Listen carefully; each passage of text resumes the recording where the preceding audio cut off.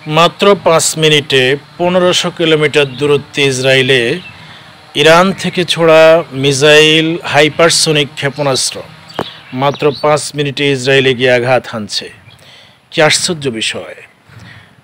সামরিক শক্তিতে কতটুকু বলীয়ান হলে একটি জাতি এইভাবে ইসরায়েলের মতো একটি পরাশক্তিকে বৃদ্ধাঙ্গুলি দেখাতে পেরেছে, যা আসলেই বর্তমান বিশ্বের সমস্ত সমরবিদদের আশ্চর্য করেছে। ইরানের সমর শক্তিতে কতটুকু ইরান এগিয়েছে।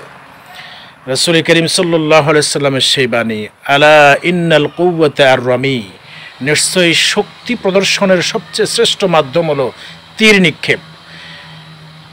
প্রিয় মুসলিম জাতি, তীর নিক্ষেপ, আধুনিক যুগের তীর নিক্ষেপ হচ্ছে মিসাইল ক্ষেপণাস্ত্র, হাইপারসোনিক মিসাইল ক্ষেপণাস্ত্র, যা ইরান দেখাচ্ছে।